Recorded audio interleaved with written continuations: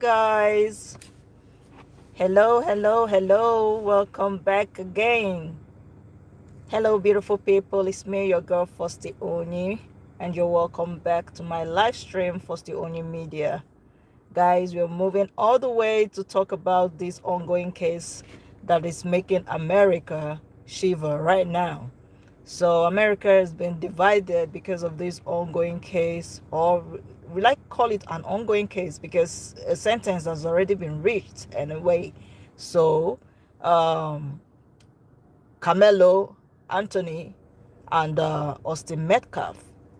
So this is the story that had got everybody on hold, and now that the verdict and the sentencing has been in, everybody is just wondering what really happened that made that incident to occur.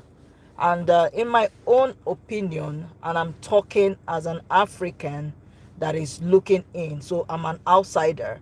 I'm not really, grounded in the differences in the American culture. But as an outsider looking in, reading the story, hearing one or two things about it, and just, you know, putting one and two together, I just decided that okay, let me just speak on it. So you guys are welcome back again to my channel, and don't forget to give this video a big thumbs up and do all that good stuff. So we're talking about Carmelo Anthony, 17-year-old boy who has just been sentenced as an to 35-year imprisonment for what he did to his fellow athlete. So the story goes like this for those of my audience that don't know what this case is all about. So these two guys, will I call them, okay, guys, teenagers, they are both 17 years old. Carmelo Anthony is a black African American, just like the way they like to call themselves, or black American, you know.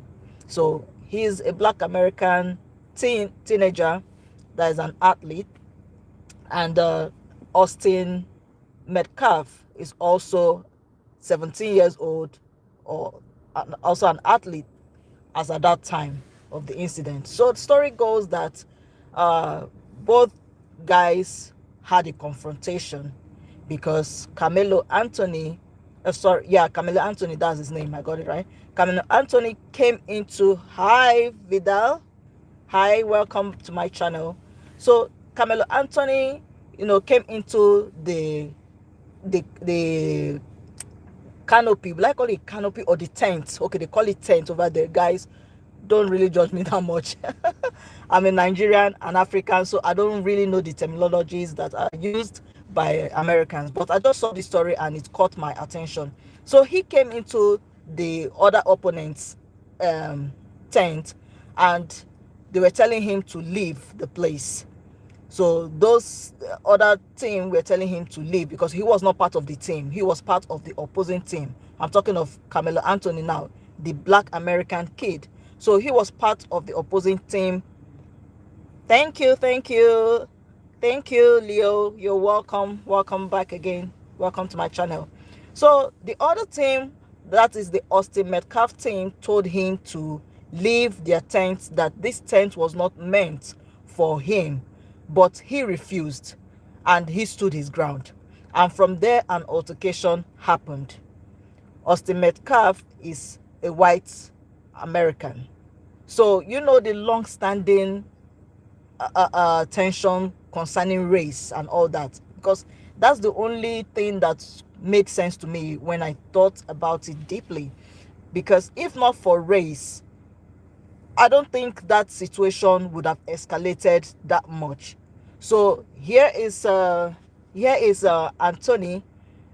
who is a black guy, you know, upset that why should this white guy tell him to leave, and trying to just exert some form of uh defiance.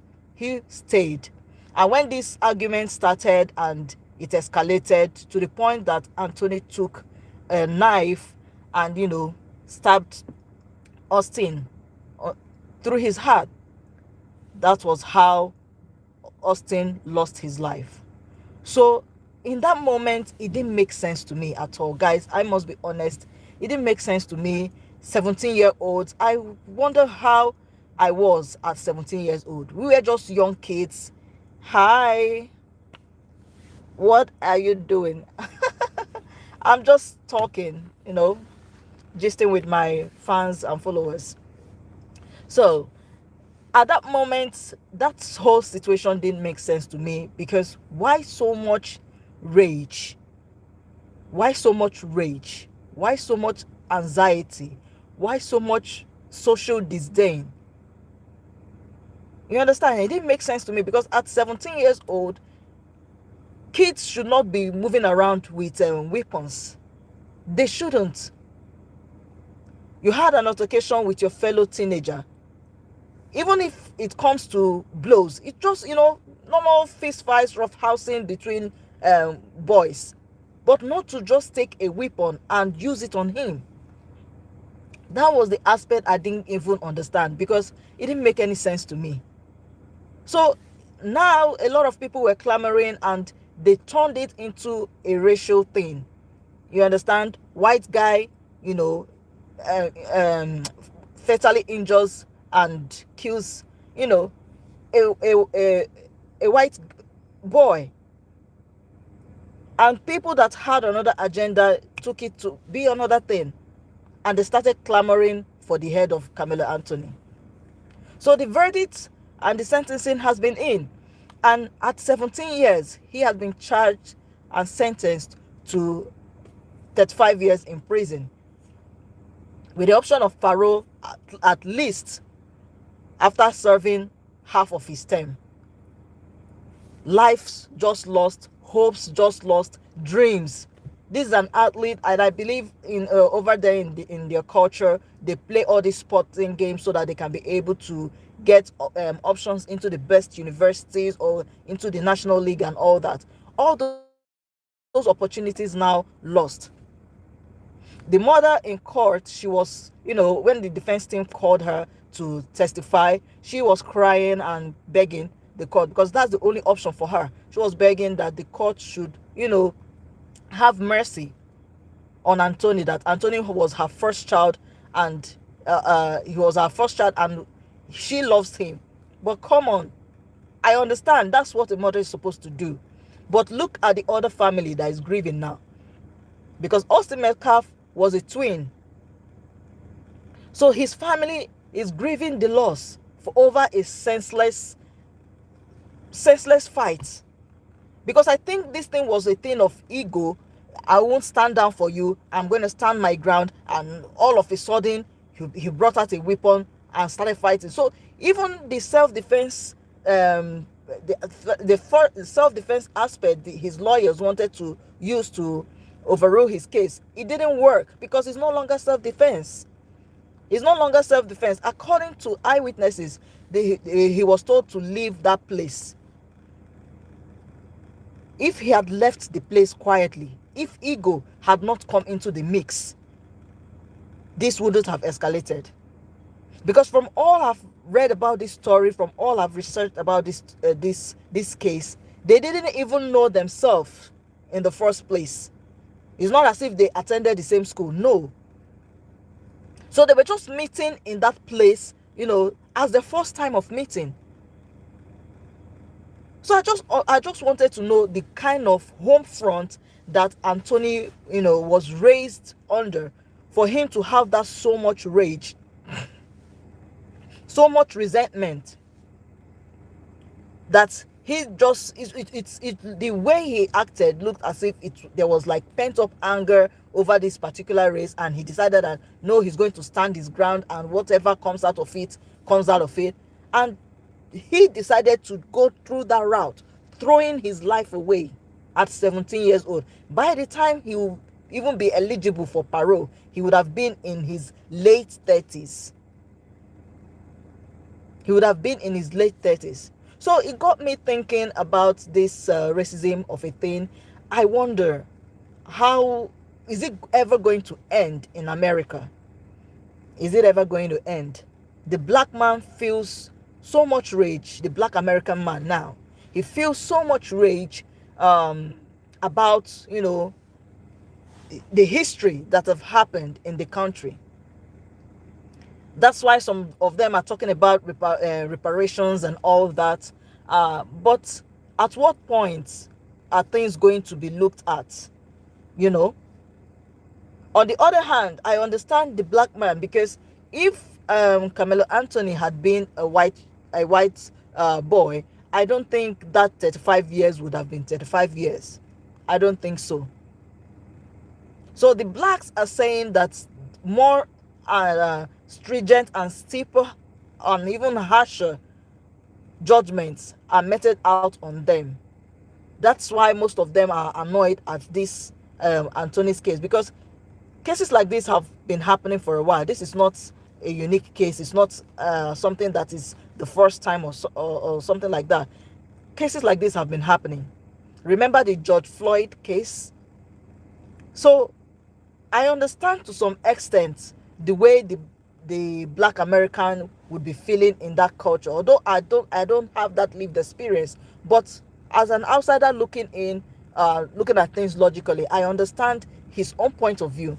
But at what point is that rage going to simmer down and things, begin to work out for them? Because some of them are arguing that on a level, the same for guys, sorry, I'm trying to put the words in the right way that won't offend a lot of people. You understand? So some black Americans are of the opinion that when it comes to matters that concerns them, they are treated more harshly by the law. But in this case now, the whites are happy because to them justice has been, served. But if Carmelo Anthony was a white child and Austin Metcalf was a black child, would the same type of judgment and treatment be meted out? That is the question and food for thought. So I just hope that at least these black Americans are able to let go of some rage. If it's possible, you understand. I know you guys went through a lot and are still going through a lot because of the racial whatever. But at what point are you just going to call it quits? Because in my own opinion, as an outsider looking in, without bias, without whatever, I don't have any stake in either side.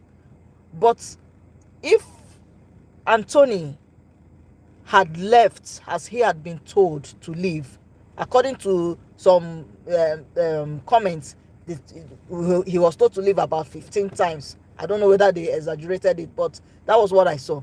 If he had left quietly, I don't think that this would have escalated to this point. And that's why there's a saying that when you run from a fight, you live to fight for another day. I don't know how they really put that, but there's a saying like that. If he had left, everything would have de-escalated.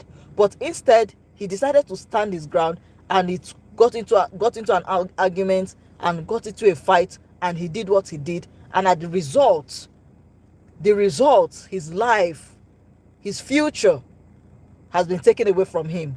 And another young man, a promising young man, Austin Metcalf, his life too snatched away from him. So I just want to pray and wish the family of Austin Metcalf that the Lord grants them the fortitude to bear this loss. And I hope that they deserve this justice that they got. To be candid, they deserve this justice. Justice must be served either way. So they deserve this justice that was gotten. And for Anthony, I just hope that God also helps you to do your time and come out a better man. Maybe by that time, that rage would have left. And this is also a wake-up call. A wake-up call for the American society. The words that you guys say in your in the privacy of your homes, the racial slurs you guys talk about, the stories and all that you say in the privacy of your homes, your children are listening to that. It is forming their opinion, and that is how society is being formed too. Because when you're talking down on a race to your child every time, that forms a perception that the child has of that race. Maybe seeing himself superior to the other person, or seeing himself that he must stand his ground, he must fight, all those things is not necessary. And then they get into the society and they try to live and act out what they have been told right from when they were young. You understand? So I just think that something needs to be done. Something needs to be done in that situation. So this is just my 2 cents about this case. I just saw it and I decided to talk about it, that at least parents should watch out what they say in the privacy of their homes concerning race and all that. All those is not needed. When you're saying all those things, your child is picking up on, both the spoken words and the unspoken words, and he's forming his own perception and opinion about it, and he will act out what he has formed. That's just the next thing to do. He's going to act it out in public, and the next person he's acting it out to may not take it the way and things will just escalate, and before you know it, a tragedy happens. So I just wish that the parties involved get the peace that they deserved. My 2 cents, guys. So this is where I'm going to end this particular live stream. I hope you did enjoy it. Thank you, Vidal Alagundi. Thank you, Leo Heredia. Thank you so much for joining my live. Till I see you guys in another one, please take care of yourself, love yourself, and bye-bye. Bye, guys.